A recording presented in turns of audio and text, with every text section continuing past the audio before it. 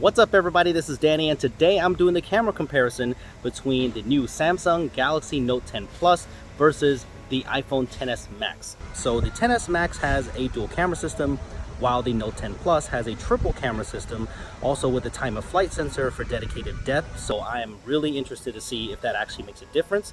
And I want to know which audio source sounds better, so I'm going to switch off in between. Let me know in the comments which microphone pickup is better and what the front-facing camera is doing here, because the Note 10 Plus actually shoots in a higher resolution, so it should technically look better. So I'm going to go around today, I'm going to test these cameras in every lighting condition, and let's see which camera comes out on top. Let's do this. Before we get started, let's talk about the testing process. Both of these phones were left in pure auto mode. I feel like this represents the average consumer best. Of course, the Note 10 Plus has a pro mode. If you have time to play around with the settings to get that perfect shot, you can. Scene optimizer is left on the Note 10 Plus since it's on by default. The only changes made to the Note 10 Plus are the beauty modes. They've all been disabled. The Note 10 Plus has a tendency to overexpose by a stop or so. This is more of a Samsung trait that you'll see across all of their cameras. Some people will probably like the brighter look on some images. It looks more pleasing, especially pictures of flowers or greenery. There's more contrast there. It can be more balanced. Samsung also leans towards the heavier saturation, so some pictures can look unrealistic, but this is more of a preference thing, and like any other camera comparison, this does go back and forth sometimes. Sometimes the iPhone has the brighter and more balanced image even when it comes to plant life. I can only base these characteristics off of repetitive results in my testing. The big thing that I don't like about the overexposure in the Samsung processing is the clipping of the highlights, especially in trickier or harsh lighting conditions. This can lead to a loss of detail and blowouts, but props to Samsung for fixing how the scene optimizers renders the blue sky. It looks very natural and not hyper-saturated like it was before, so that is a huge improvement. I'm not a huge selfie taker, but the Note 10 Plus has a wider front-facing camera. I do like the balance of the skin tones better on the iPhone, but better dynamic range here on the Note 10 Plus in this scenario. The Note 10 Plus has a dedicated depth sensor on the back called the time of flight sensor, and from the portrait mode pictures that I've tested so far, it looks like it does make a difference. The edge detection is much improved, and there are a few pictures where the iPhone missed and the Note 10 just nailed it, like this railing. The iPhone totally failed here. The skin tones I feel are still better on the iPhone. The Note 10 Plus overexposes the skin, not giving a realistic rendition, but big improvements to the live focus mode on the Note 10 Plus from the previous Samsung phones. Live focus video is also fun to play with. It's not perfect, but it's a cool option to have. There are different background blur modes, so those are fun to use. My favorites are the glitch and also the color point mode. The biggest advantage of the Note 10 Plus, in my opinion, is the ultra wide angle camera on the back. I love having this so much. I wish that the iPhone had this option. I was just at Galaxy's Edge in Hollywood Studios, and only with the wide angle camera can you capture all of this. Especially ultra wide video, it's exceptional in 4K. Check out this full video if you want to see the Note 10 Plus video camera in action. If you like slow motion, they both have very good usable 1080p video. The Note 10 Plus looks a little bit sharper though if you look closely. If you want that super slow motion at 960 frames per second, the Note 10 Plus is the way to go.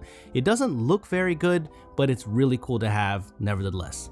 Both phones shoot up to 4K 60 frames per second. Quality is insane on both of them. Here's a walking sample in 4K. They both have optical image stabilization and both do a fantastic job, but the Note 10 Plus has some of the best stabilization that I've seen in a while. Also, the Note 10 Plus can shoot video in HDR10 Plus if you're integrating that footage in post-production for the most dynamic range and detail.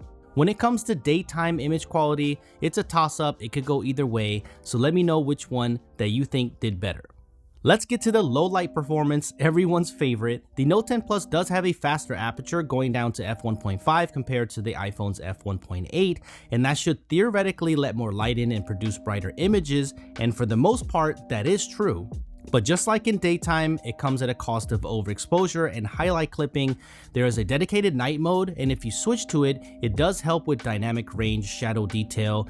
But if you look closely, the images are over sharpened where the iPhone looks more natural. Sometimes the night mode just captures too much detail and it just doesn't look good in my opinion. I prefer most shots without the night mode. On this neon sign, they both look great, but the Note's rendition is super sharp and more vibrant, where the iPhone looks more like it came off of a DSLR or mirrorless camera. It's smoother and more balanced.